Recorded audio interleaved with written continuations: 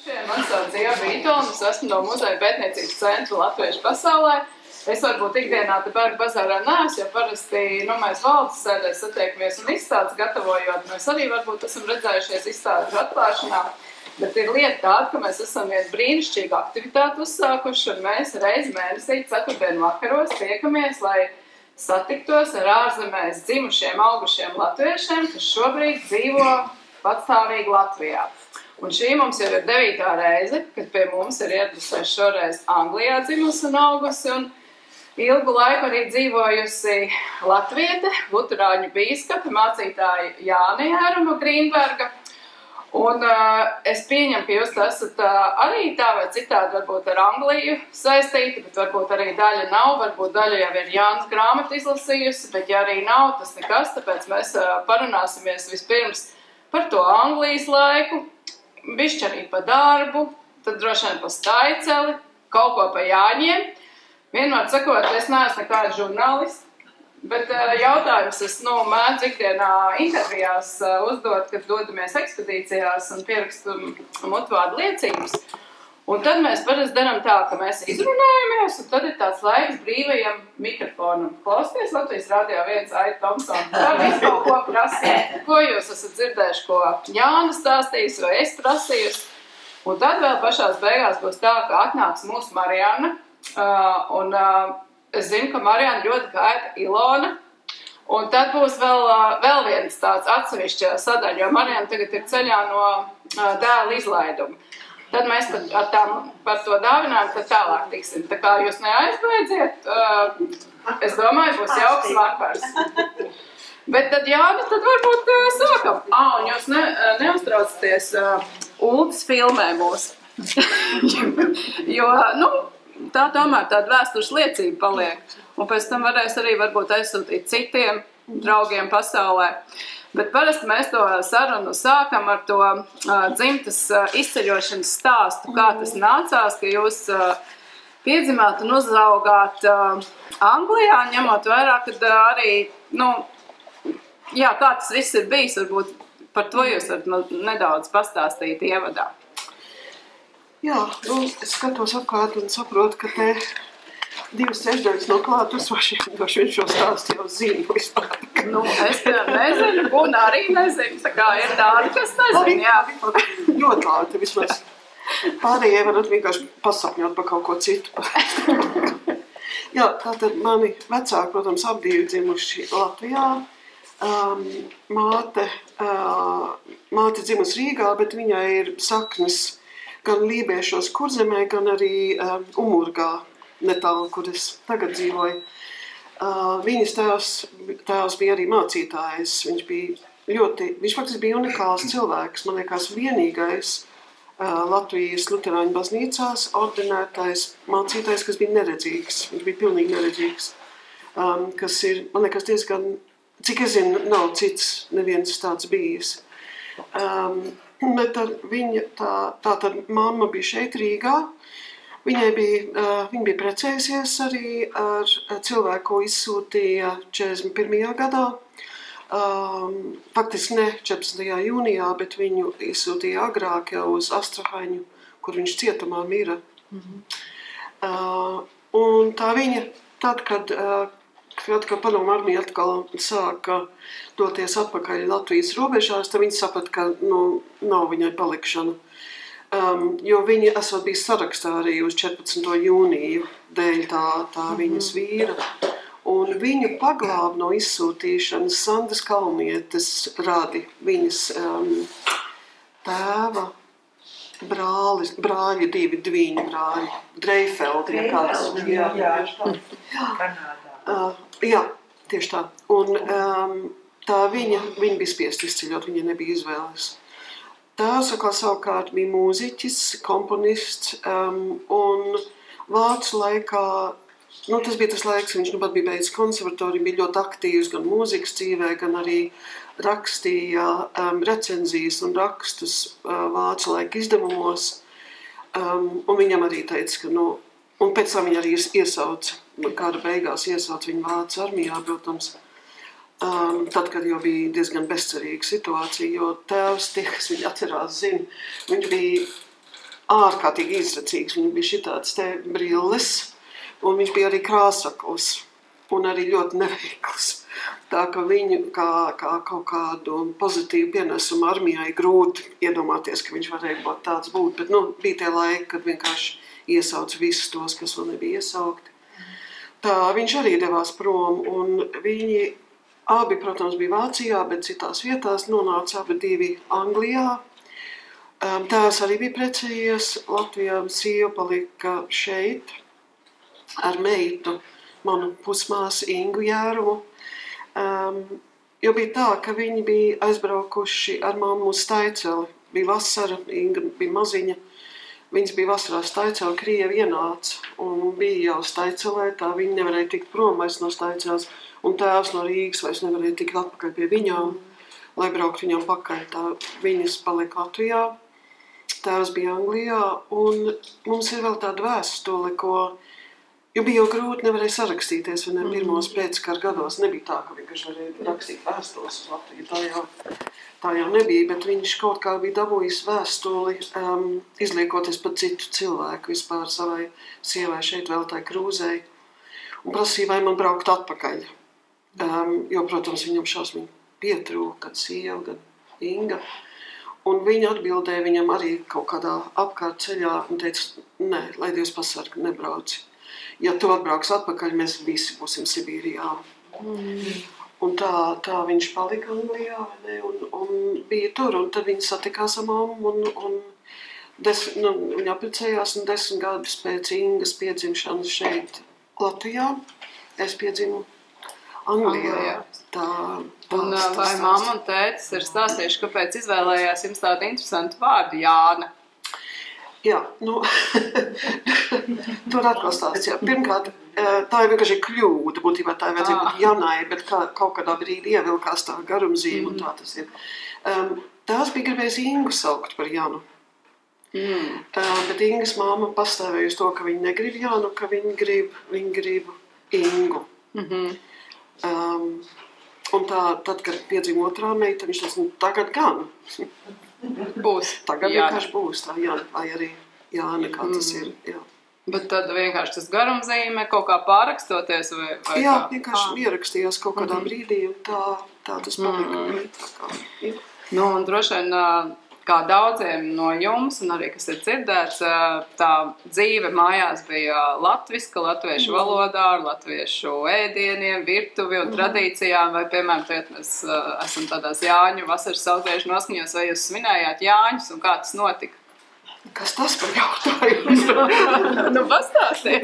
Protams, ka mēs svinējām Jāņus, tas bija... Nezinu, kā lai to aprakstīs. Jāņi bija tāds fokus mums. Mums bija tādi brīži gadā, kas bija īpaši fokus tai latvietībai.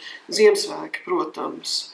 Jāņi ļoti izteikti. Un tad, kad jau mēs bijām pusauģi un vecāki, tad tie bija Eļas kongresi, kur daudz šeit cilvēki atcerās ļoti labi, ko mums nozīmēja Eiropas Latviešu jaunatnes apvienības kongresi mūsu dzīvēs, vai ne? Un Jāņi bija tāds laiks, ka mēs satikamies sevišķi jaunie cilvēki. Un es atceros, piemēram, šeit ir cilvēki no Korbijas. Un mēs braucām kādreiz uz Korbiju tieši svinēt Jāņus, jo tur bija ļoti daudz jaunu latviešu cilvēku. Un bija kaut kāda vieta, Rokingams mešs, vai kur tas bija, kur mēs braucām? Tas bija privāts mešs, ko latvieši izīrēja. Jā, svinēt. Tur varētu stāstīt daudz. Bet labāk ne. Katrā ziņā tas bija tāds brīdis mums, vai ne? Un pēc iespējas jau mēs mēģinājām tās latviešu tradīcijas uzturēt arī ar latviešu tautas dziesmu dziedāšanu. Mēs jau tiešām mēģinājām vairāk tāds tautisks Jāņus svinēt toreiz. Un, jā, tas bija tāds ļoti skaists. Bet tas bija ar vainagiem un tautas tērpiem, protams, vai ne? Un ugunskuriem un pārlekšanu un apdziedāšanos. Mums bija diezgan izkoptā apdziedāšanās kultūra. Mēs bijām ļoti daudz visu tās tautsdziesmas iemācījušies un dziedājām viens pret otru. Tas bija tiešām ļoti skaisti. Tā kā... Un, teiksim, tas priekšstats, kāds jums radās pēc mammas un tēta stāstiem, kāda tā Latvija ir tāds pirmais kaut kāds iespējas vai atmiņas saistībā ar vārdu Latvija? Tā bija tāda sapņu zeme, man liekas, man gribētos teikt. Jo, protams, tie, kas izbrauca, tie, kas mūsu vecāki, kas mēs šeit esam, viņi bija piedzīvojuši gandrīz vai labāko no Latvijas, vai ne? Un, protams, tad, kad tu aizbrauc, tas ir visiem tirdzniekiem, ir tā, tev saglabājās tā esence no tās vietas, ko tu esi pametis, un to tu glabā, un tas kļūst aizvien intensīvāks, faktiski tās atmiņas kļūst intensīvākas, tiešākas, sāpīgākas varbūt. Tā kā Latvija bija tāda sapņu zeme, un es domāju, ka tas attiecās uz gandrīz visiem no mums, ka tā sajūta jau bija tāda, ka tikko Latvija būs brīva, jo tā cerība, tas sapnis jau nekad neizzuda, ka Latvija būs brīva kaut kad, ka mēs vienkārši sapakosim somas un dosimies tūlīt atpakaļ. Un, tā ka tā latvietības saglabāšana bija ļoti, ļoti būtiska. Un, manam tēvam bija tāds, mans tēvs rīkoja dziesmu svētkus, vadīja kūrus un tā tālāk. Un viņš arī teica, ka viņam viens mērķis rīkojot dziesmu svētkus un kultūras pasākumus ir saglabāt vienu paudzi Latvijai. Ārpus Latvijas. Un es domāju, ka varētu teikt, ka tas viņam izdevās ļoti lielā mērā, vai ne? Jā, ļoti. Viņam izdevās. Jā. Bet, teiksim, arī ir dzirdēts arī intervijās un tad citās vakar sarunās par to savā ziņā identitātes tādu problēmu, to dubulto. Varbūt tiem, kas devās bēgļu gaitās, kas bija jūs vecāku paudzes, tas varbūt mazāk, viņi varbūt būdam aktīvi tajā latviešu sabiedrībā, tad tā arī palika, bet jūs jau, kas nākamās paudzes bijāt, jums jau arī bija tā Anglijas dzīve. Un kā ar to? Jā, interesanti. Facebooks ir brīnišķīga lieta, vai ne? Mums visiem patīk Facebooks. Bet man pat nesen Facebookā kontaktēja mans bijušais ķīmijas skolotājs, kuram ir arī jau 82 gadi. Viņš man bija sameklējis kaut kādā vecā skolas grupā, un to viņš teica, ka tas, ko viņš pa mani atcerās, ir tas, ka es biju kaismīga Latvijas aizstāve. Tā kā es domāju, ka daudziem no mums, protams, bija tas angliskais, un mums bija angļu draugi atšķirībā no mūsu vecāku paudzes, jo mūsu vecāku paudzei pārsvarā nebija. Visi draugi bija tikai latvieši, vai ne? Jā, tas tā bija tā. Mums nāca līdzi. Un mums atkal bija savādāk, protams, mēs gājām angļu skolās, un mums bija līdz ar to angļu draugi, protams, tas bija neizbēgami, bet kaut kā tā pamata identitāte mums tomēr bija latvietība. Es biju tad, kad Nīls runāja par to, un es domāju, ka Amerikā bija citādāk tomēr, jo Amerika ir tāda valsts, kas vienmēr ir uzņēma sevī visādas tautības, vai ne? Un tu var būt amerikānis, latvietis, polis, bulgārs, vienalga kas, vai ne? Bet Anglijā tomēr toreiz, varbūt, ka tagad tas ir savādāk, bet Anglijā mēs nebijām, mūs gluži nepieņēma, kā neņēma mūs pa pilnu, un mums bija dīvaini vārdi, un tos vārdus izrunāt. Kā jūs sauc? Džana Džerumā. Jeb Džana Džerumā. Tas vienkārši tā bija, vai ne? Tagad es atminu, ka pat līdz vēliem 11 mūs uzskatīja kā foreigners. Jā. Kā svešinieki. Un tas vārds tika vaļsirdīgi lietots. Jā, ārzemnieki. Mēs visi bijām tiešām ārzemnieki. Pat ja mēs bijām dzimuši Anglijā, tad mēs bijām ārzemnieki. Un līdz ar to, Un mēs tiešām dzīvojam tādā latvietības burbulī. Tā jau tas... Bet tad varbūt ar to arī var izskaidrot, teiksim, tās aktivitātes visā tajā, gan jūs Elijā bijāt, gan visā foros un tā, ka tas ir tāds, savā ziņā. Pie tam, es gribu pieminēt, mēs bijām kara laupījums. Vai ne? Strādāju fabrikā, ogļu raktuvēs, Kā darba spēks. kalpotājiem. Rakternavēja dietas. Kā darba spēks, jā. Mans tēvs, kas tomēr viņš bija, vispirms bija beidzis ēģeļu klases pie profesora Vanadziņa, viņš bija fantastisks ēģelnieks, bet viņš vairs nevarēja profesionāli spēlēt ne klavieres, ne ēģeles, jo viņam strādājot uz laukiem 40. gados bija rokas sabojātas. Un tas bija ļoti daudziem. Jānis Frišvalds, kas bija Daugavas Vanlaga centrālās valdes priekšsēdis toreiz, bija autobusu šoferis, jo tas bija tās izvēles, kas cilvēkiem bija. Nevarēja strādāt savās profesijās pārsvarā. Atskatot zobārstus. Kaut kad iemesli pēc latviešu zobārstus varēja strādāt Anglijā kā zobārstus. Turpināt savu profesionālā. Bet tētis jau jums pēc tam par diriģentu bija un aktīvi gan svētkus organizēja, gan arī koris vadīja.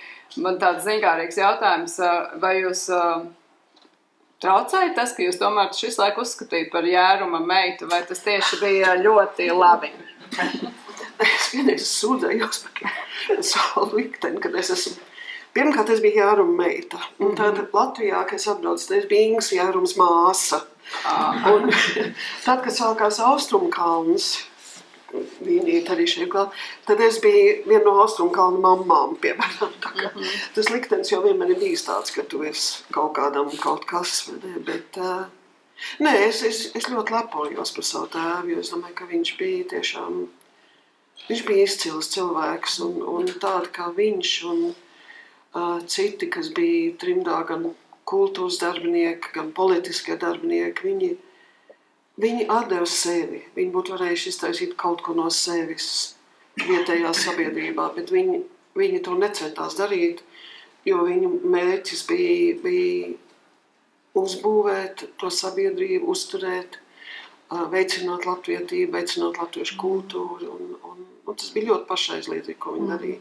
Saglabāt vismaz vienā paudzē. Bet izdevās vairākās, par ko prieks. Jā. Bet, teiksim, tētis, jums arī bija Jāzepa Vītola audzēknis, un pēc tam arī, salīdzinoši tuvā lokā bija viņš kaut ko stāstīja par Jāzepa Vītolu. Jā, un tas mums iemīļotākais stāsts bija, jo tie, kas atcerās man tēva mūziku, viņš nebija ordinārs komponists. Viņa mūzika bija diezgan izaicinoša un citādāk. Un viņš teica, ka kaut kādā vienā eksāmenā viņš bija iesniedzis kaut kādu darbu, kas viņam bija jāraksta, un Vītols bija paskatījies un teica, Jērum, jūs esat traks. Es šo mūziku nesaprotu, es saprotu, ka tā ir laba, bet es viņu galīgi nesaprotu. Bet Vītols viņu tiešām ļoti cienīja, un jā, tas arī bija kaut kas, ko viņš pat uz mūžā nekad nevarēja aizmirst. Tas bija kaut kas ļoti īpaši. Bet tad mums vēl vienmēr mēs sarunu vakaros runājam par to pirmo reizi uz Latviju. Kad jūs atbraucāt, cik jūs veci bijāt? Pirmo reizi Latvijā mēs bijām ar vīru 79. gadā jau diezgan sen atpakaļ. Kur palika Ilona? Tas ir senāts. Ilona toreiz bija 5 gadu vecs bērns, man liekas, ka mēs pirmo reizi satikāmies. Ilona ir Jāņa, man vīra brālēna meita. Mēs atbraucam uz Latviju, un vispār tā bija tāda vasara, bija 79. gadā notika arī pirmie vispasaules dziesmu svētki Visbijā, Gotlandē. Un mēs braucam no Gotlandes uz Latviju, bet, protams, lai gan Gotlanda ir tādā attālumā no Kurzemes krasta, mums bija jābrauc uz Stokholmu, tad uz Helsinkiem, tad uz Tallinu, tad uz Rīgu, lai nokļūtu šeit. Mēs bijām šeit 3 nedēļas, un arī tas bija tāds tik piesātināts laiks, es kaut ko tādu nekad nevarētu atkārtot, jo tas bija tā būt šeit, kur viss bija kā par to jau bija stāstīts. Tēvs bija dzīvojis kādreiz Merķeļa ielā un staigāt tad pašai pa Merķeļa ielu un būt pie brīvības pieminekļa, lai gan toreiz, protams, nevarēja pieiet pie brīvības pieminekļa, bet, redzēt vismaz. Tas bija, bet tāpat laikā visapkārt krievu valoda. Un tas, ka mēs ar Jāni faktiski vieni paši nevarējām tikt galā šeit. Mums vajadzēja vai nu Ingu, vai Baldi, vai kādu citu radu gabalu līdzi, jo tāpēc, ka mēs neviens no otras nerunājam krieviski. Tā kā,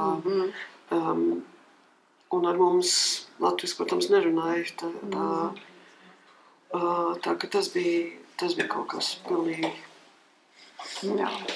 Labi, ka tas beidziet. Jā. Bet tad jūs arī pirmoreiz satikāties ar savu pusmāsu, vai jūs sazinājāties pirms tam drošiem vēstulēs? Nē, mēs satikāmies. Tas ir klasiskais. Tas ir tas stāsts, ko, ja būtu kaut kādā seriālā, cilvēki teikt, tas ir pat traka, tā taču nedzīvē. Mēs satikamies pie tā kapa. Burtiski. Jo Viktors brauc, Inga kaut kā izkaulēja sev vīzu braukt uz Angliju, un tēvs bija miris, bet viņa 3 dienu laikā, viņa bija toreiz padomu jaunatnē strādāja, un tā viņai bija pazīšanās, viņa izkaulēja savu vīzu, lai viņa varētu atbraukt uz Angliju, bet arī, protams, bija jābrauc caur Maskavu, un viņa tieši pa vēlu ieradās, lai būtu klāt dievkalpojumā. Bet bija klāt tad, kad mēs jau bijām pabeiguši dievkalpojumu, ka mēs atvadījāmies no tēva, un mēs tā pirmoreiz satikāmies, un Viktors brauc uz Heathrows lidostu viņai pakaļ, un viņa drāzās pāri visai Londonai, lai tur nokļūtu. Jā, tā mūsu tikšanās bija tāda. Bet 79. gads bija tas, ka mēs varējām tādu ilgāku laiku 2 pavadīt, un bez tā spiediena, kas tomēr kas bija toreiz pēc tēva nāves, tad jau tas arī bija tāds ļoti grūts laiks, protams. Bet šeit mēs ļoti daudz gājām, runājām, iepazināmies ar cilvēkiem. Tā kā, jā. Un pēc tā 79. gada tad jūs biežāk iebraucāt, vai tad jau, kad Latvija atguva neatkarību? Nē, tikai tādu mēs nākošā reizē bijām tikai 89. Jo tas bija ļoti sarežģīti izkārtot. Vīzas dabūt un visu to, tas nebija vienkārši. Tā kā, un tad bērni un viskaut kas. Ne tad, kad jaunākai meitai bija 2 gadi, 89. gadā, tad mēs pirmo reizi atbraucām ar bērniem. Un tas arī bija, un tad bija cits kaut kas, protams. Tad jau gaisā virmoja tā, vai ne? Atmodas. Mēs braucām brīvi pa Latviju, bijām Kurzemē, aizbraucām uz Jāņa vecāku bijušām mājām un tam līdzīgi. Protams, nedrīkstēja jau it kā, bet toreiz jau neviens pakaļ nedzinās. Tā kā. Bet jūs teicāt, ka mammai viens dzimtas zars nāk no Kurzemes lībiešiem, no kura ciema? No viņa, es tagad aizmirsu, ka netālu no Mērsraga, bet ne Mērsrags. Tur apmēram. Kaltene, Ģipka. Melnsila. Ģipka. No Ģipkas, jā. Viņai vārds faktiski bija Reņģa, kā jau daudziem lībiešiem bija šī zīme. Meitas uzvārds. Meitas vārds. Jā, Reņģa, jā. Bet viņa to bija pārmērījis uz Renga, jo tas bija tā. Renga? Jā, tā. Pēc tam, cik vēl runājot par šiem dzimtas sanāka tētis, jums mācēja igauņu valodu, un tad viņš bija kā igaunis vai vienkārši dzīvoja Igaunijas daļā?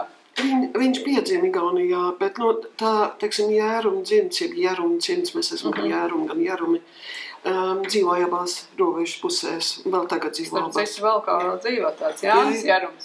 Jānis ir nesen miris, jāpatoja ir, un viņš šo pavasaru nomira. Bet Valdis tur vēl dzīvo, skolotājs Jāņa ciemas ģimnāzijā. Jā, mēs esam kontaktā gan ar Valdi, gan ar Juri. Tā kā, jā. Labi, un tad par to darba dzīvi. Parunāsim. Tātad mēs jau pieteikumā, ka mēs reklamējam šo pasākumu, tātad jūs no 97. gada esat jau ordinētā mācītāja. Un arī taču vienu brīdi esat bijusi bīskape, un tā darba dzīve ir aktīva bijusi ļoti, un arī šobrīd dažādās apvienībās esat. Un tas tā izvēle, ja sanāk, jūs taču studējāt bioķīmiju, arī medicīnā strādājāt, un Kāds bija tas dzīves pavērsiens, tas, man liekas, vienmēr interesanti ir, jo tomēr taču, cik jums gadu bija, ka jūs tā laimāt iet teoloģijas ceļu? Es sāku studēt teoloģiju, kad man bija 40 gadi. Bet, nu jā, tas bija tā, tad, kad piedzima vecākā meita Laila, tas bija, es domāju, ka bērnu piedzimšana ir kādreiz varbūt ļoti, ļoti arī tāds emocionāls pārbaudījuma brīdis. Un kaut kā tas tā jaunās dzīves pēkšņā radīšana un viss tas process, tas kaut kā man vērs atpakaļ pie pārpasaulīgā, pie Dieva, pie kaut kādas ticības, kas vēl tādā brīdī bija tāda diezgan neskaidra. Bet es sāku iet baznīcā un sāku izpētīt tās lietas, kā es jūtos par to. Gājām abas ar Lailu, ka viņa vēl bija pavisam maziņa. Viņa bija viens no tiem bērniem, kas modās 4 no rīta.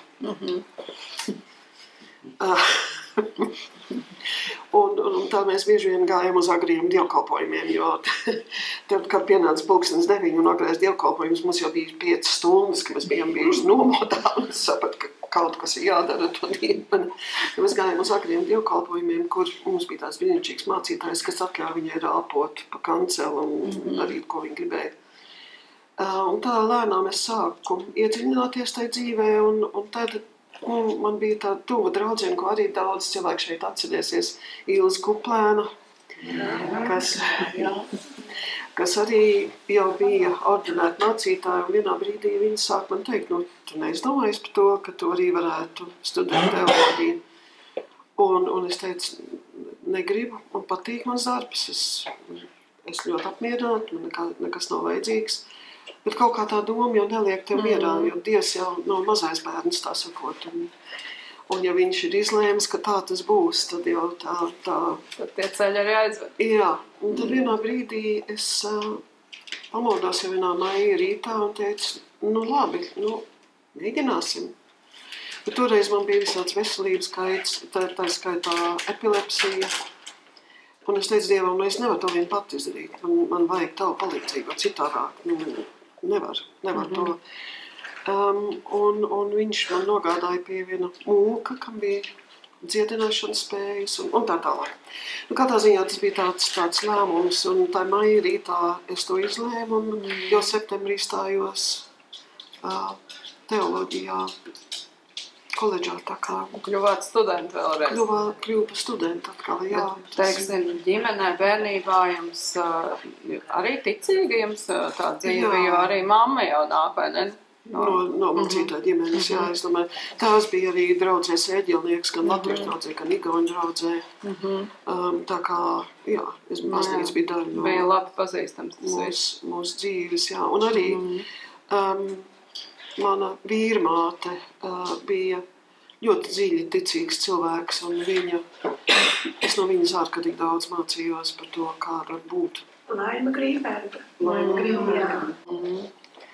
Bet tad sanāk, ka pēc tam, savā ziņā mācītāji tā ir jūs arī, kalpošana, bet reiz arī amats un profesija, un kad 2009. Gadā jūs kļuvāt par bīskapu, sanāk vispār tas tāds vēsturisks notikums arī Anglijas vēsturē, jūs bijāt pirmā bīskapa Anglijā.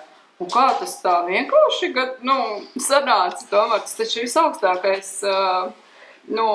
kategorija, var teikt. Tik vēlēšanas man ievēlēja.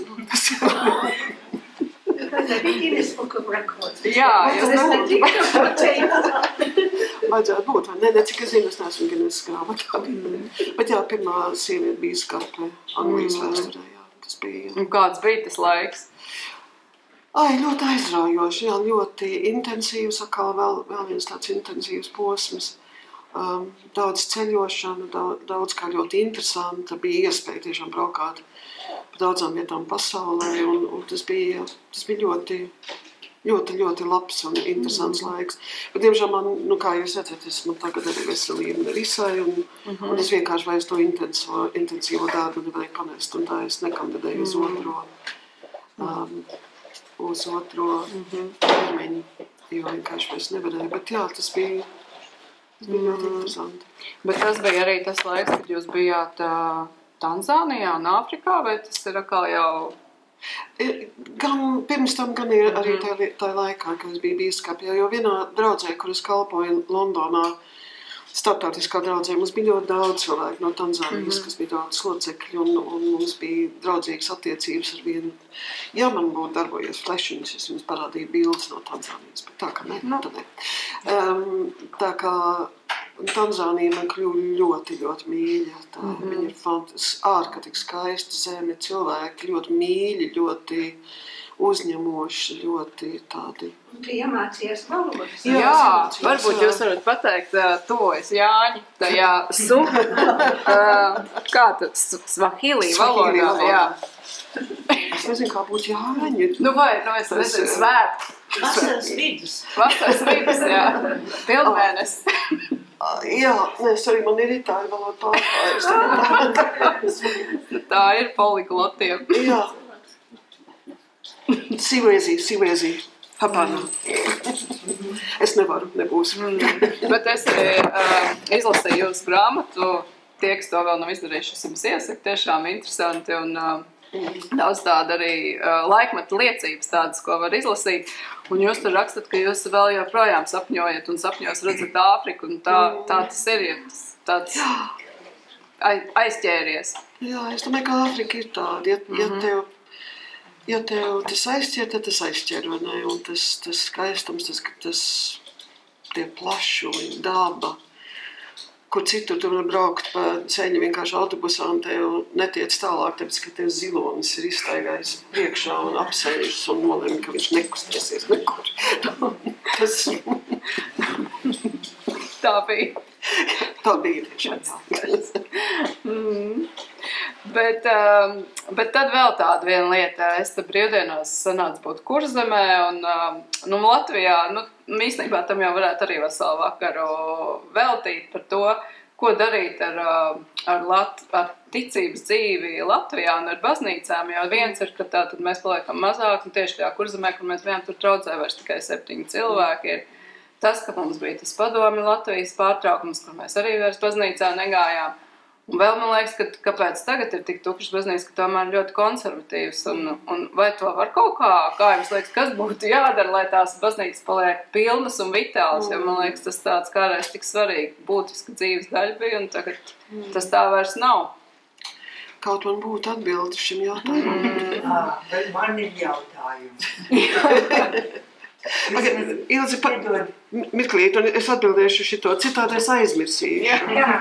Un tad jau ātri jau viss, kas izbirst. Bet noteikti jūs esat domājis, īpaši tad dzīvojot Latvijā, jūs redzat, kā Latvijā mums te iet ar to visu.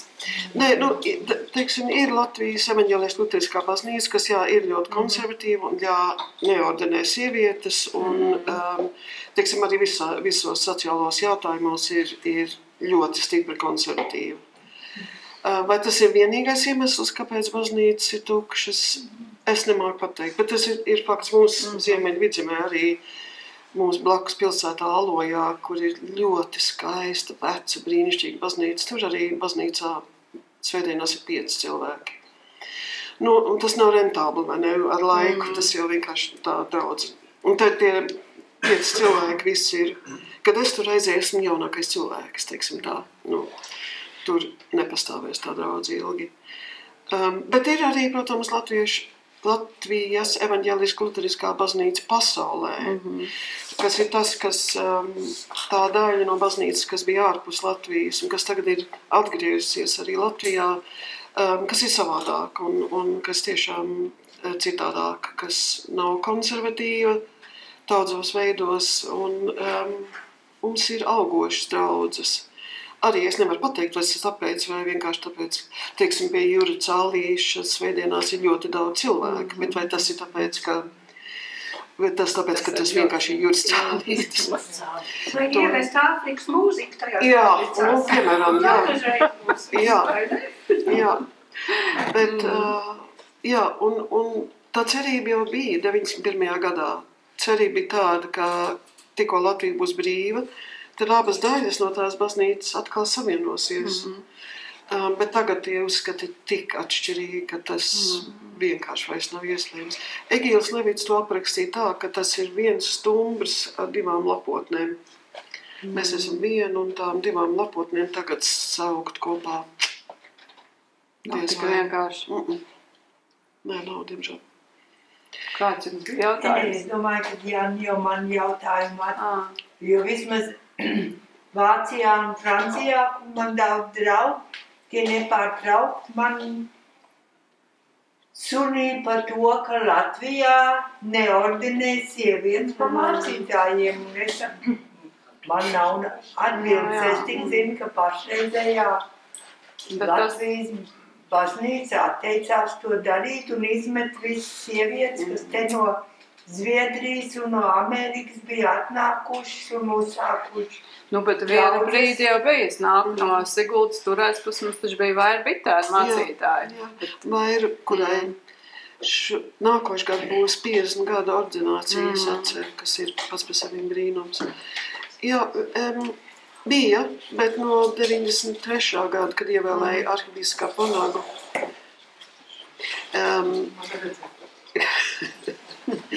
no 93. gada, kad ievēlēja arhibīskapu Vanagu, viņš paziņoja, ka viņš sievietes neordinēs, un tā baznīca ir iegājuši šajā gultnē, un es neredzu šobrīd. Vai gan cilvēki jau saka, arhibīskaps Vanags nākošu gadu arī iet pensijā, bet vai kaut kas mainīsies, es ļoti šaubos, jo tas kurs ir uzņemts un... Jā, pēctecība arī droši vien ir, tā vajadzētu būt. Bet, teiksim, jūs vēl kaut kur kalpojat kādā draudzē šobrīd?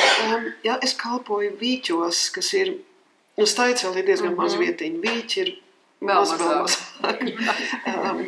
6 kilometrus no Staicēlas, tur ir Vīķu rekreācijas centrs, kur dzīvo cilvēki ar dažādām kaitēm, fiziskām, garīgām. Un man ir tas ārkārtīgais gods būt tur pa kapelānu, braukt tur, noturēt dievkalpojumus, runāt ar cilvēkiem ar dažādiem izaicinājumiem. Un es no viņiem ļoti daudz mācos par to, kā tikt galā dzīvi un kā priecāties par... Man acu priekšā, piemēram, ir tāds sēns, kas tur dzīvo, vīrietis faktiski tagad jau, kuram nav valodas. Viņš saprot, bet viņš nevar izveidot vārdus un teikumus. Bet viņš, tad, kad es iebraucu tur ar mašīnu, viņš skrien man pretī un saka, un dodās jau uz zāli, jo viņš saprot, ka būs svētbrīdis. Bet tas mācītājām ir diezgan reti šādi piedzīvojumi, kad tev ar tādu entuziasmu kaut kur sagaida.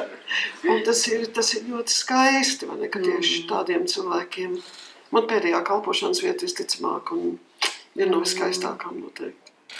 Tā. Bet jūs tur esat, ja mēs tagad pārējāmies, mums vienmēr arī, kāpēc mēs vispār uzsākām visu šādu sarunu ciklu, ka interesē tas lēmums pieņemt to lēmumu, pārcelties uz dzīvi senču dzimtenē, kur jūs neesat tātad dzīmusi, augusi vai citi nav dzimuši un auguši, un tas vienmēr tāds ļoti būtisks lēmums, teiksim, arī to kalpošanu Vīķos jūs tad kopš atgriešanās Latvijā jau visus šos gadus. Un kurā gadā jūs atgriezāties? Pirms 10 gadiem, tagad gadījis precīzi 10 gadi, kopš atgriezamies. Nu jā, grūti teikt, kā jūs jutāties? Jūs jutāties tā kā ārzemēs vai kā mājās? Nē, kā mājās, bet, jo mēs jau bijām daudz braukuši pēc nav jau tālu Anglijas. Nē. Un pēdējos gadus es 4-5 reizes gadā braucu, pavadīt kādu laiku šeit, ja kaut ko kārtot. Tā, ka tā nebija sveša vieta, nekādā ziņā. Un jā, protams, bija lietas, kas bija sarežģītas, un lietas, kas bija daudz lietas Latvijā ir vieglāk nekā Anglijā, tas arī ir fakts tomēr. Un skaistāk. Un skaistāk, jā. Tas jau šā vai tā. Vispār latvieši var dzīvot kaut kur citur, es nevaru. Jā, bet tas lēmums, būtībā mēs to lēmumu jau pieņēmām 91. gadā. Mums tikai pagāja ilgs laiks realizēt, jo ģimenes apstākļi, slimošanas un tādas lietas, kas vienkārši nozīmē, ka mēs nevarējam to izdarīt. Bet te ir arī viens stāsts, ko man liekas grāmatā arī atstāstu. Tāpat Laima Grīnberga, man ļoti mīļā vīrmāte, no Džūkstas, no dziļiem laukiem. Vīrs viņai, mans vīrtēvs, arī brīnišķīgs cilvēks no Matkulas, tādi īsti Latvijas lauku cilvēki, kas kaut kādu vēsturisku negadījumu pēc bija Bradfordā. Es nezinu, vai jūs esat bijusi kādreiz Bradfordā, bet tā ir industrijas pilsēta. Ilgus gadus arī vienkārši melna apkvēpusi ar sodarējiem, tāda diezgan smaga, grūta vieta. Piedodiet, Tagad ir tīrāk. Bet un tas vienmēr izlikās tāds vēsturisks negadījums, ka šie divi latviešu lauku cilvēki, memme savu lakatiņu un teica savu būti galvā, ka viņi staigā pa Bradfordas ielām. Bet tad, kad Latvija kļuva neatkarīga, kaut kādā 92. gadā vai kā, es atceros, mēs bijām tur Bradfordā pie vecākiem, un Jāņa mamma teica, ka viņi ir sapratusi, ka viņi vairs Latvijā neatgriezīsies uz dzīvi. Lai gan tas bija tas, ko viņi bija cerējusi, gandrīz jau 50 gadus. Bet viņi saprata, ka vairs tas nav iespējams, ka viņi ir iesakņojusies Anglijā, ka, gadi. Un tā viņi arī nekad neatgriezās uz mūžu. Bet, mēs pieņemam to lēmumu beigās tad, kad bija iespējams Jānim agri iet pensijā, tad mēs arī to izdarījām, vai ne? Tā kā... Bet tas tāds arī zināms pavērsiens, vai ne, ģimenes dzīvē? Un jūs vēl braucat uz Angliju bieži, tagad otrādi sanāk, tikpat bieži kā uz Latviju, tātad uz Angliju? Uz Angliju tieši tā, jā. Jo abas meitas vēl dzīvo Londonā vai Londonas tuvumā, un tā, ka mēs braucam, bet viņas arī brauc šeit ļoti bieži, cik viņam laiks atļauj, tā kā... Bet kā jums te patīk Latvijā? Nenožēlojat, ka pārcēlāties? Absolūti nemaz, ne. Kas te ir tas foršais? Bet ārzrušinājās. Dārs, daba, cilvēki. Londona arī... Es ilgus gadus domāju, ka es nekur citur kā Londonā nevarētu dzīvot, jo man liekas, ka Londona ir pasaules naba. Un ka viss ap turien centrējās, bet tagad man liekas Londona pārāk liela, pārāk skaļa, pārāk liela kņāda, pārāk daudz cilvēku. Rīga, Staiceli, Vīģi, tas ir kaut kā skaistāk. Kas man pietrūkst no Anglijas? Man pietrūkst angļu tēja.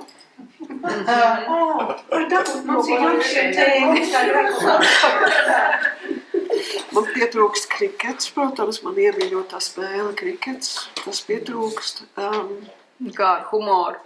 Humors, jā, bet tas angļu humors ir sācis ieviesties, man liekas. Jā? Tas ir ļoti īpatnes un kurā. Bet ja jūs, teiksim, tiekaties tie, kas esat Anglijā dzīvojuši un auguši, jums taču noteikti arī kaut kāds tāds, vai ne?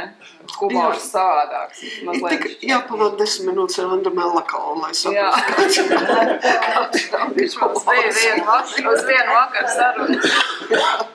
Bet par kriketu jūs pati spēlējat vai jūs fanojāt? Diemžēl, tad, kad es biju skolā, meitenes nespēlēja kriketu. Bija skolas, kuras arī meitenes spēlēja, bet mūsu skolā nē, tie bija tikai zēni, kas spēlēja. Bet es visu mūžu esmu bijis kriketu fani, un arī tagad pēdējoreiz, kad bija Anglijā maijā, bija sākusies kriketu sezona, mēs aizgājām uz Lords, lielāko, skaistāko kriketu lauku pasaulē. Skatījāmies lietainā dienā, kā nekas nenotiek, pārsvarā jau lietas līdzi, bet vienalga mēs bijām Lords, tā kā, jā. Tā ir tāda kaislība, tas ir. Skaistais zaļais mauriņš, un tīri baltos. Jā, tas tā. Ir kaut kas. Kaut kas tur ir, jā. Jā, ir. Nav cita sporta pasaulē, kur viena spēle var ilgt 5 dienas. Nav cita tāda sporta. Tas pats par sevi. Tā beigsies, nevar tieši tā. Bet tā angļu tēja, ko tu viņi ir tik īpaši? Viņa ir stiprāka, teiksim, tā, ko šeit var dabūt, ko sauc par melno tēju, tā ir, tur vajag kaut kāds 3 paciņas, lai kaut kāda normāla krūze uzvarīt, man liekas, bet Tā ir Ceilonas patiesībā. jā, un viņa nav tik, viņa ir stipra, viņa ir aromātiska. Un te jums kāds, kad brauc no Anglijas ciemos, vai jūs brauc, tad tas ir vienmēr, ko jūs Jā, es vienmēr atvedat. pieprasu, lai tēju. Vēl kaut kas tāds ir, kas tā pietrūkst Latvijā no Anglijas dzīves. Kas man pietrūkst? Tas izklausīsies, ka tā dīvaini. Man pietrūkst Anglijas krodziņi. Jā, Tie izmirst, jā. Jā, bija taču ziņas, slēdz Velsā un Anglijā. Jā, slēdz viņas jau cilvēku vairs.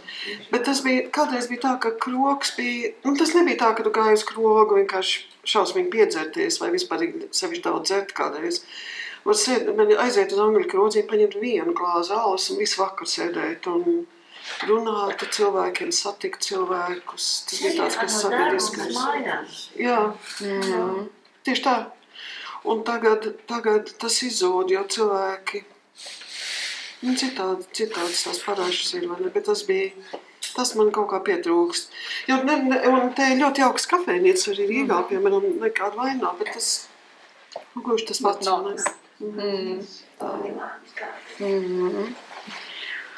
Jā, un tad vēl par to mēs jau sākām par to svešinieku vai tā ārzemnieka sajūtu, ka tas tāds, tā ir tiem trimdeniekiem āleši tāda arī sava ziņās, tāda identitātes iezīme, ka tu jūties kā svešinieks mītnes zemē, un te savukārt atbraucot kā ārzemnieks. Bet tas jums vēl kaut kā jūs tā jūtat, vai esot jau 10 gadus Latvijā, jau tas ir rimies? Jā un nē. Es domāju, ka mēs cilvēks ar mani runā, un pēc, es nezinu, 1 minūtes, 2 minūtēm viņš jau pamana, ka man latviešu valoda nav gluži tāda pat kā šeit dzimušam un augušam cilvēkam. Tā kā tas jau tevi kaut kā tā bišķi. Kaut kā atšķir no cilvēkiem. Es domāju, ka Staicilē es jūtu to, ka cilvēki domā vēl vienu, ka es esmu tāda iebraucēja, bet tur cilvēks, kas ir dzīvojis 40 gadus un kas ir atbraucis no Valmieras, ir iebraucējis. Tā kā tas nav nekas savādāks, bet cilvēki pieņem. Es neatrodu, ka cilvēki būtu kaut kādā veidā atraidoši vai negatīvi. Pieņem tev tāds, kāds tu esi. Un kādreiz jau ir sastopās ar to, ka cilvēki saka, jūs bagātie ārzemnieki, jeb jūs. Un kādreiz, teiksim, tie sāpīgie komentāri, kas ir bijuši par mūsu kādreiz ļoti izciliem politiķiem, kas ir atbraukuši šeit no ārzemēm un šeit darbojās politikā, arī par to pašu Nīlu, kas bija pagājušo reizi. Vai par to pašu Kaliņu?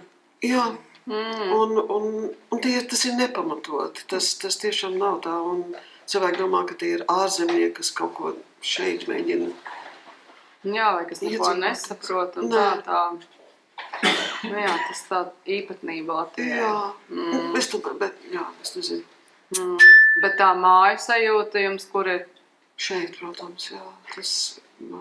Par to nav nekāda šauba, jā. Mājas ir Staicilē, tas ir. Bet kā jūs izvēlējāties dzīvot Staicilē, Stāģu galvaspilsētā? Bet Ingas pusi no ģimenes, tā bija viņa māja. Un Ingai vairs tur negribējās būt, viņai citur ir saites arī Saukrastos, un tā mēs pārņemam to un dzīvojam. Kā tur ir? Ziemeļu vidzemē, mēs jau tādi vidzemnieki, skaisti jau Salaca, bet tie cilvēki jau jūs esat ar tajā kopienu iepazinusi staiciliešus. Jā, mēs ir no Staicela. Jā, jau runājat tajā izloksnē, vidzemes līpiskajā.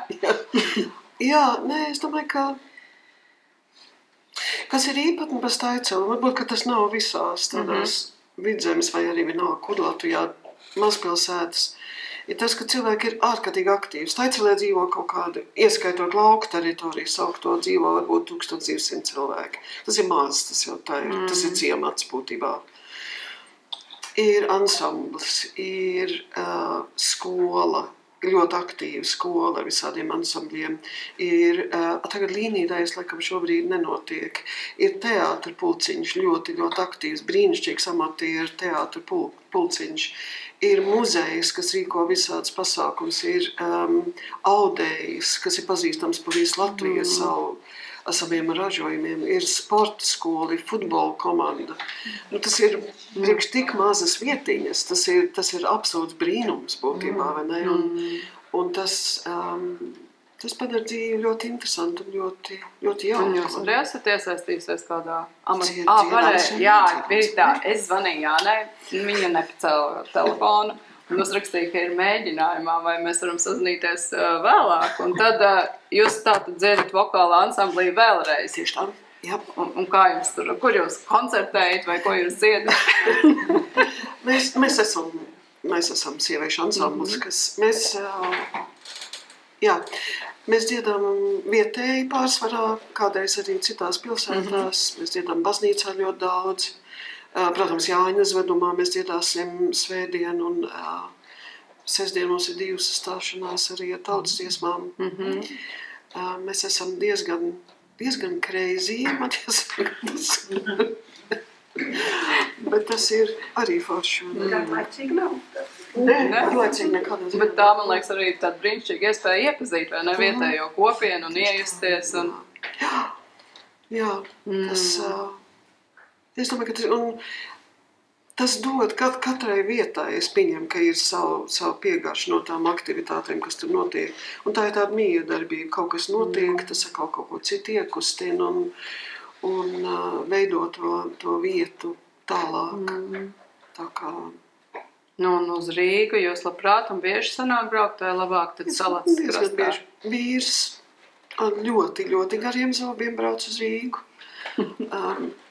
Bet Rīgā jau arī ir jauki atbraukt kaut kādu kultūru, pabaudīt un piedalīties vakar sarunās. Un, piemēram, ar Anglijas latviešiem jūs taču arī, vai netiekties jums tā? Mums nav tāda... Varbūt, ka tas, kas mums ir vajadzīgs. Jā, šeit, muzejā. Jā, Anglijas latviešu kopienu kaut kādu. Bet vispār tas tā ir, ka pa tām mītnes zemēm tomēr kaut kā veidojas tādas satikšanās kompānijas vai... Galīgi ne. Nav, ja? Nē, bet mēs jau tiekamies pasākumos šeit, bet tad mēs esam no visām... No Austrālijas, no Vācijas, no Zviedrijas, no Anglijas, no Vācijas. Mēs visi tiekamies. Jā, tieši tā. Pietiek. Mēs neatbraucam uz Latviju dzīvot, lai tikties. Mēs jau ar Austrāliju. Jā, tas tā ir. Bet, jā, un es domāju ļoti interesanti, jo Cēsīs dzīvo diezgan daudz no ārzemēm atgriezušies latvieši, kas tur ir izveidojuši tās augtos soļbolu. Un kas tas? Futbols, ko spēlē soļojot, nevis skrienot. Tātad tur ir tādi gados vecāki cilvēki, tā sakot, ar tradicionālo miesu uzbūvi. Un tas ir kļuvis ļoti populāri, tā, ka viņi ir izveidojuši Cēsīs šo vienību un tagad braukā pa Latviju un popularizēs soļbolu. Jūras beņas, jūras balodas un Mārs Bitte spēlē futbolu. Jūs varat iedomāties, ka Mārs Tad jau viņiem jābrauc pie jums uz Stēceli, jo man liekas, Stēcelē ir it kā Stāķu galvaspilsēta, nu Stāķējums tur ir, bet arī futbola galvaspilsēta. Tur taču ir arī tās tradīcijas, ka viena pilsētas daļa spēlē pret otru un futbolisti nometnes, tas tāds centrs īstenībā ir. Jāņos ir tradicionālā pilsēta sadalās 2 daļās. Un tad tās divas daļas sacenšās uz futbola laukumu, kur pamatā vairāk vai mazāk kurš, kas vēlas spēlēt, drīkst iet uz laukumu. Un tad rezultāts parasti ir kaut kāds 13-11.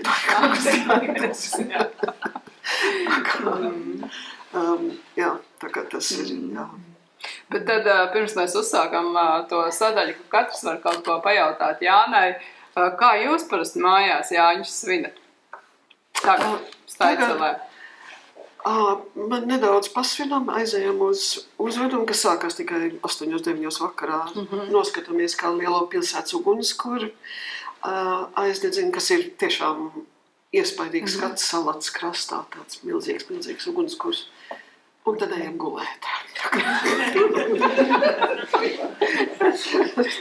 Mēs atzīstās.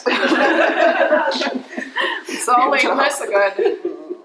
Nē, otrā galā sagaidāmies.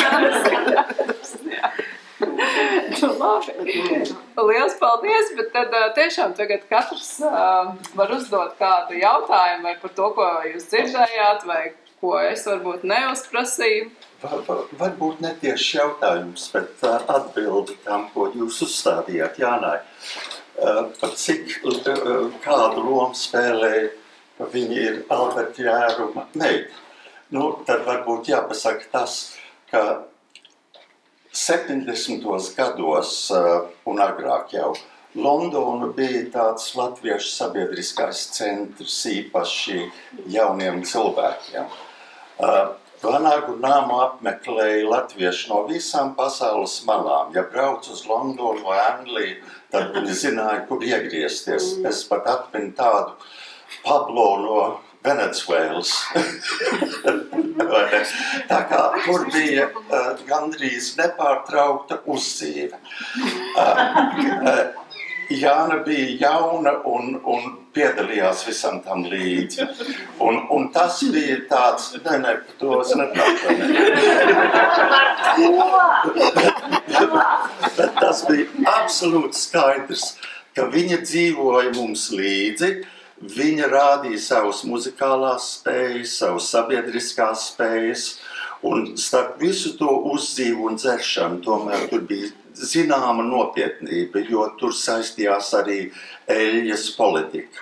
Anglijā, Londonā tā laikā arī notika lielie Eiropas dziesmu svētki, tad tika rīkots vispasaules kongress, tā kā tā sabiedrība bija tāda, kas būtībā dzīvoja līdzi varbūt tam kardinālam jautājumam, kas mūsu sirdīs bija, ko tā latvietība man nozīmē. Un tas gala rezultāts bija tas, ka bija tāda mūsu gadu gājuma, tāda homoģēna sabiedrība, kas kaut kādā veidā mūs ne tikai vienoja, bet deva mums tādu latvisku jēgu, kas vēl ir dzīva šai dienā. Tā kā visi jau zināja, ka Alberts Jērums bija Jānas tēvs, bet tas nespēlēja lomu tik tālu, kā viņa saistība ar mūziku. Tā kā mēs dibinājām Londonas dejaskopu, Janča bija ļoti integrāla daļa pie visa tā. Viņa ar eļļu aktīvi darbojās, tā kā tur nebija tas, ka tu esi kaut kādā veidā izradzēta vai privileģēta. Nē, viņa bija daļa no visa tā, un viņa sniedz no savas puses, manuprāt, ļoti vērtīgu. Jā, pilnīgais. Tie, kas nezina, runāja Viktors Grigulis, leģendārais Viktors Grigulis, tāds teik kopas vadītājs, arī pērkonīšu vadītājs. Kā 89. gadā, kad bija tie juku laiki, mēs 40 cilvēku sastāvā atbraucām ziemas vidū. Mūs aicināja Imants Magons un Liesma. Un mēs 5 dienas pavadījām tā ziemā ar koncertiem Valmierā, Nīgrandē, operā, Nacionālā operā, bija televīzijas programma ierakstīta. Un tas bija, manuprāt, tas bija nopelns tai sabiedriskai struktūrai, ko mēs bijām gadus pirms tam veidojuši. Un tā īpatnējā lieta ir, ka no tā sastāv, kas 89. gadā bija Latvijā, 1, 2, 3, 4, 5, patreiz šai publikā. Janča netika līdz, bet 2 gadu vēlāk mēs izbraucām pa Kurzemi, kur tu spēlēji ļoti svarīgu lomu. Bet tad jūs savējie sauc par Janču? Janča. Viņa mums bija Janča, jā. Vēl joprojām Janča. Jauki. Man bija personīgs jau. Jā. Vienkārši tas taisn par to Jāni. Mēs Ziemeļa Anglijā bijām ļoti laimīgi, ka mums bija tik daudz ģimenes. Mums bija Dambīša ģimene, mums bija Novadnieka ģimene, mums bija Dreifelda ģimene, Arnolds Dreifelds, kas bija Sandras Kalnietes onkls, citi, jā, un Grīmbergi, ar kuriem mēs gājām regulāri ravēt, mēs gājām ravēt viņiem ģimenes dārziņus un tā tālāk. Bet man kaut kur ir pazudis tas moments, kā tu mūsu Jāni nosaki.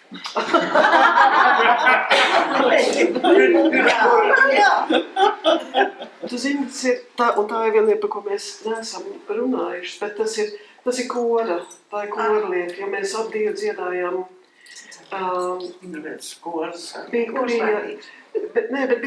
Bija Anglijā bija jaunatnes dziesmu dienas, atceries? Kaut kādā 70. Notingamā, jā. Un toreiz es dziedāju tai korī un Jānis arī. Un es domāju, ka man viņš likās vienkārši šausmīgs. Šausmīgs? Viņam bija tāda ļoti toreiz, ne, viņš zina. Garie mati, un es domāju, kā vispār. Bet, tāds bija tas sākums, jā, koros. Un tad viņš atnāca uz Londonu studēt. Sāk dziedāt Londonas korī, un tad tur mēs tā tuvāk iepazināmies. Nē, kori bija svarīgi. Jērums bija ļoti svarīgs. Mēs viņu gaidījām tā kā saulīt, mēģinājumi. Bet vienmēr prasīja, pie kā viņš pārnakšana. Kāpēc tā?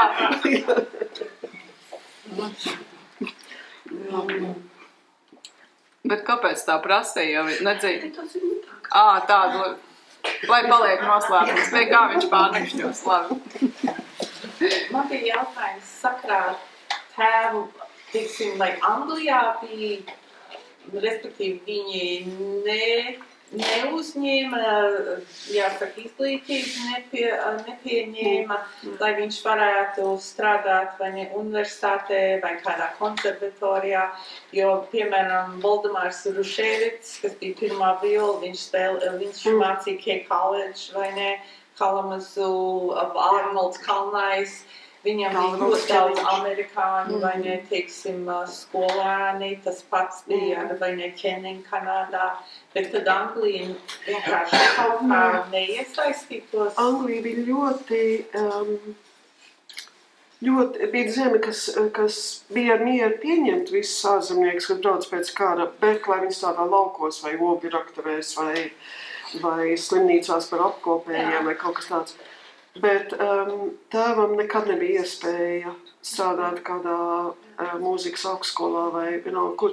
Un faktiski bija tā, ka 60. gados Tālvalds Ķeniņš pieminētais, kas Kanādā bija, izveidojis sev ļoti izcilu karjeru. Protams, viņš bija pazīstams visā Kanādas sabiedrībā kā komponists. Un kas bija tēvam vienauds un tuvākais draugs, visticamāk. Viņš ļoti gribēja, lai tēvs pārceļās uz Toronto. Jo viņš teica, ka Toronto konservatorijā viņam garantēs vietu kompozīcijas fakultātē vai vienalga kur.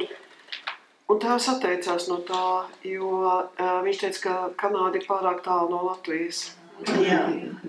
Un māte, man liekas, viņam tā nekad nepietiek. Jo viņi man liekas būtu labprāt pārcēlusies uz Kanādu. Dzīve būtu bijis varbūt vienkāršāk, ja viņi tur būtu bijuši, bet viņš to negribēja. Viņš gribēja palikt tuvāk Latvijai. Jā, tieši tā.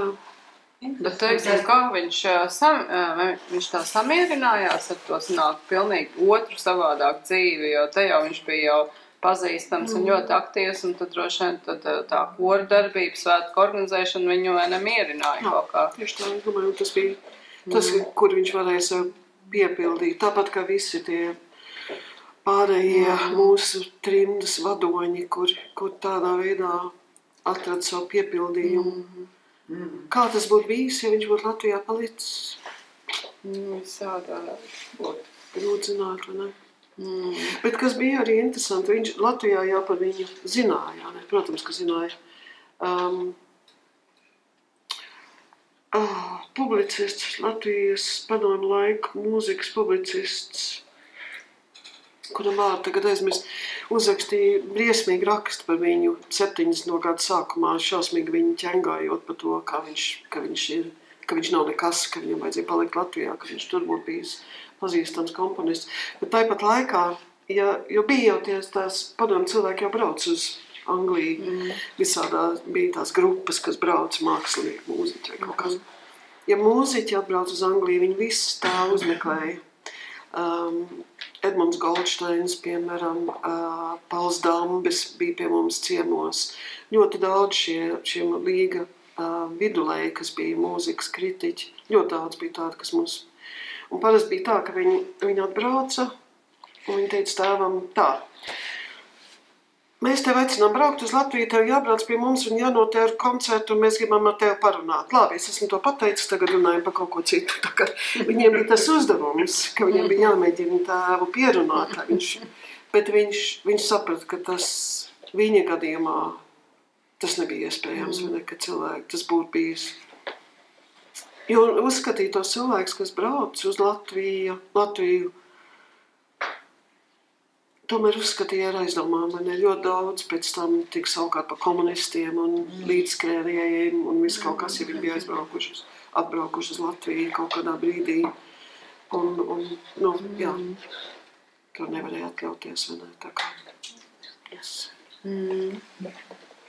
Bet nebija tā kā Amerikā, tāpēc, ka latvieši ciemojās jūsu mājās, jūs tikāt sunīti vai izolēti, kā tas bija notika Amerikā? Nē, tas nebija tā. Maniem draugiem Amerikā vairāk, vai ne? To slaveno gadījumu ar Lalitu muižnieci un Valdi, vai ne?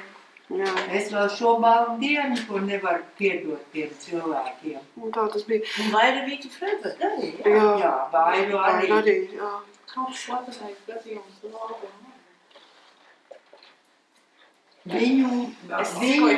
Viņi savā, piedodiet, ja jūs neziniet, viņi savās mājās Kalamazū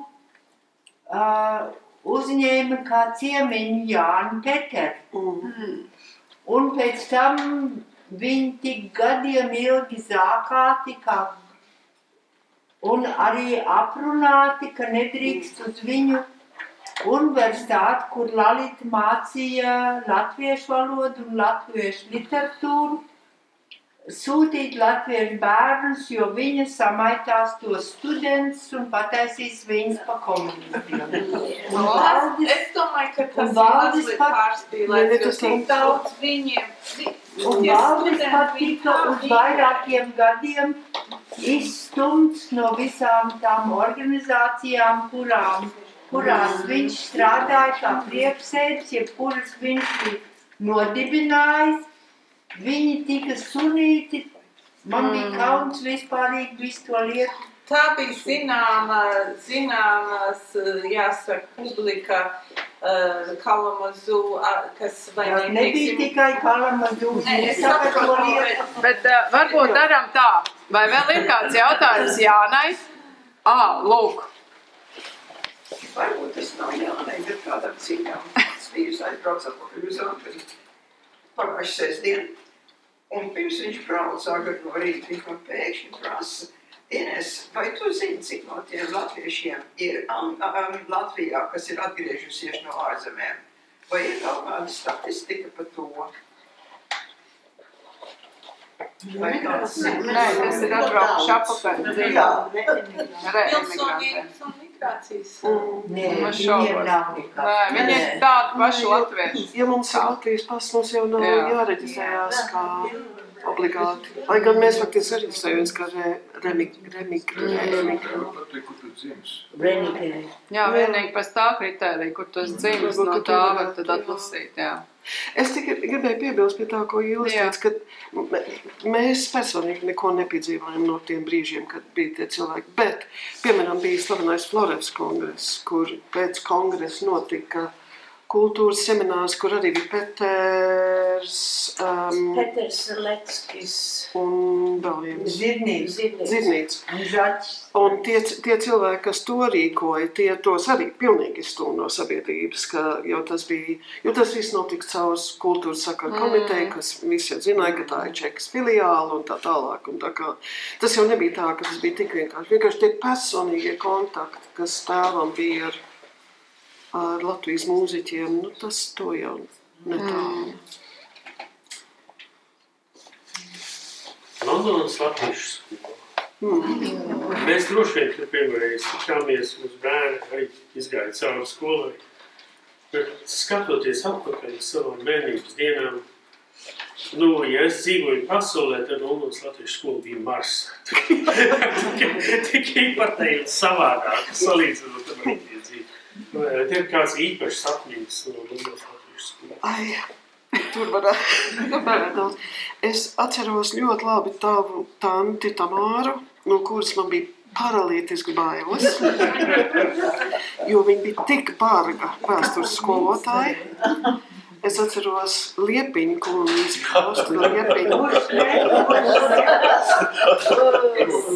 Valdu Liepiņu, mammu, kādreizējais Saeimas deputāts Valdis Liepiņš, Austu Liepiņu, man bija vēl vairāk baili, bet pateicoties Austrai Liepiņai, es vispārīgi varu kaut kādu sakarīgu teikumu latviešu valodā uzrakstīt, jo viņi tā mums iedzina visus gramatikas noteikumus, ka tas bija šausmīgi, un es viņas veicu raudādama, bet es viņai esmu faktiski pateicīga par to.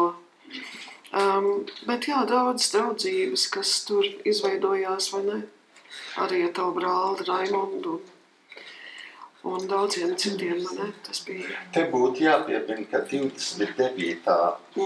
jūnijā Londonas latviešu skolas svin 75 gadi. Jūs brauksiet? Vai šeit Latvijā notiks svinīgs? Deleģēšana. Arī 3x3 jūtas. 3x3 nometnes bija ļoti būtisks mums un mūsu bērniem. Es domāju, ka tas bija tā kā, tas tā kopums. Tāds ziņā dzīvesveids. Jā, tas bija dzīvesveids, jā. Bet tu sanāk tajā Anglijas sabiedrībā, jūs tikai aizgājāt tur studēt un kaut ko strādāt, bet īstā sirds un dzīve bija tajā latviešu kopienā. Es domāju, bet, tie, kas mēs šeit esam šodien, es domāju, ka tā mums visiem bija, vai ne? Ne visiem, bet bija paralēlās dzīves. Jā. Tas ir tomēr cits iedziens. Jā, tas ir cits iedziens, jā. Žēl, ka Līnīte aizgāja, es būtu viņai paprasījis, kā viņai ir kā nākošās paaudzes cilvēkam, kas ir dzīvojis vēl lielākā spriedzē starp savu latviešu un angļu identitāti, bet ir tomēr pārcēlusies dzīvi Latvijā. Tā kā. Jo ar katru nākamā paudzi jau tā spriedze ar vien pieaug, vai ne? Un lielākā daļa jau padodas, jo asimilējas, un tā ir vienkāršāk. Un tas ir. Tas ir. Varbūt es varētu uzdot to jautājumu, ko es visu laiku uzdot, ko es neesmu nekad uzdrošinājusies uzdot. Bet es katram vakaru viesim gribētu paprasīt. Mēs bijām diezgan daudzi trimdā, vai ne, kas tikās un dedzīgi dejoja un darīja visu kaut ko. Tikai īstenībā maza daļa ir atgriezusies šeit. Un Nils students pagājušreiz arī teica, no visiem viņa latviešu skolas biedriem 2 tikai atgriezušies dzīvot Latvijā. Un es īstenībā gribētu visiem uzdot to jautājumu, varbūt šoreiz Jānai. Kā jums šķiet, vai jums ir kaut kādi priekšlikums, kāpēc jūs atgriezāties un citi nē? Vai ir kaut kādi īpaši personības, kaut kāds rakstura īpašība, vai tas ir apstākļu sakritība, vai kāpēc jūs un tāda maza daļa, vai mums ir kaut kas mūs vieno, kā tie trakie, kas atbrauc, vai ne? Un te dzīvo, ja tas ir pilnīgi kaut kāds individuālis lēmums. Teiksim, personīgi atbildot uz to jautājumu, es domāju, ka tas, kas mums padarīja to ceļu gludu atgriezties šeit, bija tas, ka bija man māsa šeit. Un caur viņu man bija iespējams justies kā mājās šeit daudz ātrāk nekā, ja tu vienkārši atbrauc uz viesnīcu. Bet tas bija pie viņas mājās, un viņa man uzņēma, viņas mamma uzņēma tā tālāk. No tiem, kas mēs beidzām Latviešu svētdienas skolu kopā, mēs esam 2 atgriežies šeit. Mēs ar Māru Biti. Pārējie nav atgriežies. Un visumā, es teiktu, ir zuduši Latviešu sabiedrībā tās brālis jau arī un Jānis Āpša, Ilga. Es domāju, ka es baidos, ka tā varētu arī būt apstākļu sakritība. Jo, ko tu zini, tu vari gribēt atgriezties, bet tev uznāk kaut kāda fatāla slimība, un tu nevar to izdarīt. Ja tev izveidojās tāda karjera, kuru tu vienkārši nevari Latvijā turpināt, tad tev ir liela izvēle. Tu vienkārši pagriez muguru savai karjerai un brauc šeit savas pārliecības dēļ. Un tā ir ļoti grūta izvēle, ja tas tā ir, vai ne? Diezgan daudz mēs esam tādi, kas uz pensijas gadiem esam atgriežies, vai ne? Atgriežies. Atgriezušies. Bet vienmēr bija runa par atgriešanos, vai ne? Un ir tādi, kas atgriezās, bet aizbrauc atpakaļ. Jo realitāte šeit izrādījās nebūt gluži tāda kā mūsu sapņu zeme. Tad atkal ir izvēle. Bet es domāju, ka jums taisnība to mājas sajūta. Es domāju, katrs no mums, kas te notverās, mēs atrodam tur to mājas sajūtu, vai mums ir, piemēram, man tas ir lauku īpašumi, kas ir manās pauģēs. Tur es jūtu to stiklo saigi. Mums tā ģimene, katram mums ir kaut kas tā kā ļoti. Grāmatā arī citai Veronikas Strēlēts, Zinājas Lazicē, jo kaut kur mums ir īstās mājas. Tas jautājums ir, kur ir tās īstās mājas, vai ne? Īstās mājas ir tur, kur tev sirds atrodas. Jā. Nē, īstās mājas ir, kur tevi saprot. Tas es citēju Bruni Rubes. Man ir atbilde Mariannai. Tu varētu būt vakar viesis. Nē, tad es nevaru. Nē, es negribu, tas ir Jānis. Tā, teiksim, mana atbilde ir, ka neaizmirsīsim to, ka Padomju Savienība, totalitārs režīms aizliedza daudz ko citu, un nevis tikai latviešiem būt latviešiem. Viņa aizliedza kustības brīvību. Un ir viena cilvēka stadija, kas ir augstāks nekā tava tautība, kas ir būt latvietim, un tu esi cilvēks. Un cilvēkam ir vajadzīga brīvība dzīvot, kur vien viņš vēlās. Tas ir viena daļa no jautājuma. Es domāju, ka es šajā sapņu zemē, brīnišķīgās cerībās Latvijā, es biju izdomājusies kaut ko tā kā Igauniju. Un nav tā. Es domāju, ka vienu pretspēku tai, ko es uzskatu kā bišķiņu, angliski sakot, emotional blackmail vai šantāžu, kas ir, bet saki, ka tā Latvija, tā mājas, un tur viss ir brīnišķīgi. Es domāju, ka tā otrā puse ir, kā man Latvija, varēja bišķiņ politiski pacensties būt jaukāka un labāka. Es atvainojos. Nē, un es domāju, tev ir taisnība, un es nedomāju, ka tas jau nav tādā racionālā ziņā. Teiksim, pilnīgi racionāli, ja es nedomāju, ka Latvija ir labāka zeme kā gandrīz jebkura cita zeme pasaulē, vai ne? Bet tā ir mana zeme. Un tas ir tas, tāpēc varbūt es šeit jūtos kā mājās. Jā, viss kaut kas nav kārtībā, un jā, politika ir tāda, kā viņa ir, un jācīnās par visādām tiesībām, un tas nav labi. Bet vienalga, tā ir mana zeme. Es vēl gāju dabūt kaut kādu atzinības rakstu par to, ka 4 no maniem bērniem, kas ir dzimuši Anglijā, dzīvo un strādā Latvijā. Kāpēc? Tēvs bija liels patriots. Un tēvs viņam iedziļināja kaut ko, kas viņam visiem ir palicis iekšā, kaut viņš sen ir nomirs, bet tas tomēr bija tas. Un tad arī tas, ka viņam ir valodas. Viņi pelna savu maizīti ar valodām, principā, jā. Tā kā viņi varēja tikt galā. Bet es vēl gaidu kaut kādu filmu. Un mūsu ģimenē, piemēram, mums bija rādi Latvijā priekšā un zeme. Neaizmirsīsim, ka latviešiem vienmēr zeme ir bijis ļoti svarīga. Vai 1 hektārs ir vairāk. Tie rādi, tev daudz tie rādi. Nu labi, teiksim Jānai lielu paldies par